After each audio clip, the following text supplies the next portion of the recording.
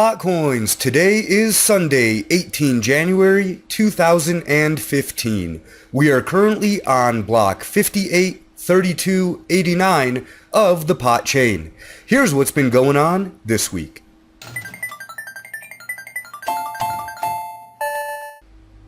PotCoin is about to turn 1 year old this coming week. On Wednesday the 21st, PotCoin will have survived its first year. This is a big deal considering that PotCoin was born during an explosion of altcoins. And of the 700 plus coins that were created over the course of last year, less than 100 of them look like they might survive this year. At 1 year old, PotCoin is still in its infancy. It's still crying and puking and crapping on itself.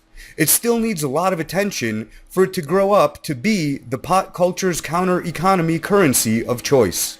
The PotCoin community will still need to feed and burp and change its diapers this year. It just has to survive until the mainstream is ready for it.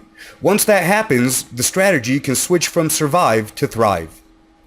In other news, PotWallet.com was accused of stealing coins by Reddit user TheLazerViking.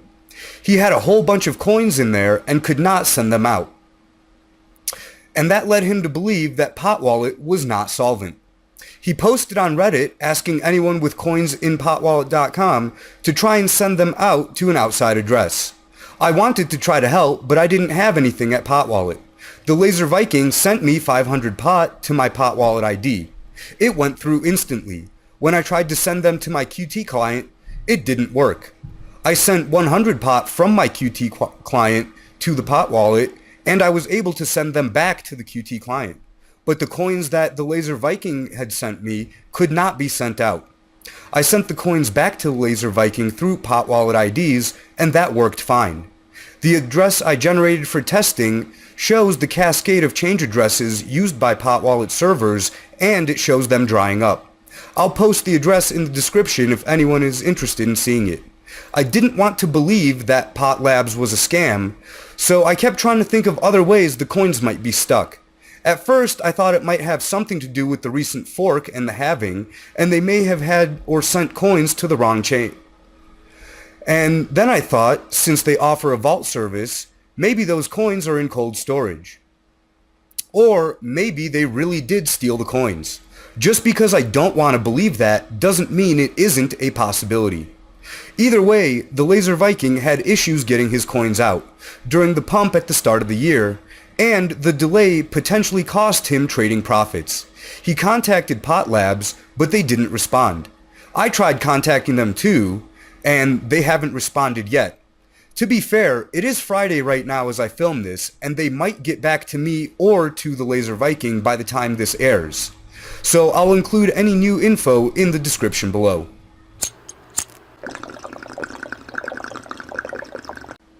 Skinnygirl Bethany Frankel is a prominent figure in the alcohol community, and now she wants to break into pot. Bethany created the Skinnygirl brand, which primarily focuses on fat-free cocktails. She recently visited Aspen, Colorado, and was inspired to find, or maybe even create, a strain of pot that doesn't give you the munchies.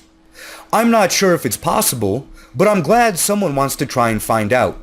Selective breeding has led to a huge array of smells and flavors, and potency has been increasing too. Now some breeders are focusing on CBD, trying to create strains that don't get you high, but instead only provide medical benefits. If the Skinnygirl brand can pull off pot that does get you high but doesn't give you the munchies, it could be a revolution for the diet industry.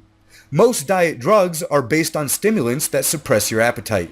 Those drugs are usually some kind of amphetamine that destroy your liver and kidneys, and some of the more hardcore ones eat your stomach lining too. Another drawback is that they're fairly addictive and can easily kill you with an overdose.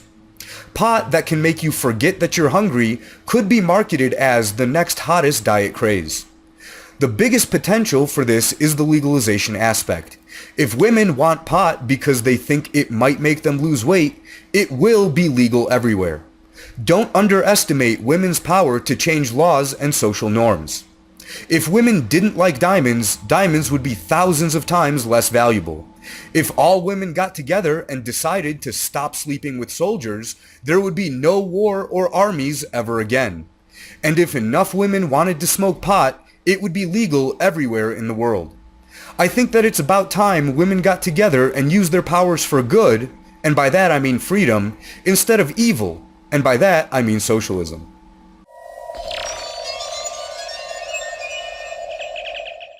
Bitcoin turned 6 years old earlier this month on the 9th of January. In 6 years, Bitcoin has seen 4 major bubbles and had 27 near-death experiences. It's been on a steady decline since the last major bubble from November of 13. This past week, Bitcoin's price went into a free fall and crashed down to 166. Some investors saw this as the bottom and started pouring money back into it. The trend reversed and saw gains for the rest of the week. But have we hit the bottom and bounced back? I don't think so yet. I still think that Bitcoin will be sub 100 within the next 2 months, and there will be more bubbles and more crashes. It might be this year or it might be next year. I think it'll happen close to the next halving. My prediction is a high of 10,000 per coin and a crash back down to 800 or 1,000. I've been assured by those that have been Bitcoining for much longer than I that the bubble and burst cycle is just a fundamental part of Bitcoin and will likely continue for 10 to 20 more years before real stabilization sets in.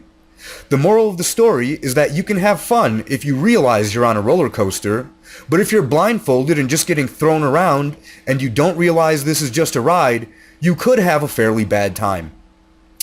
That's it for this edition of Mad PotCoins. Smoke 'em if you got 'em.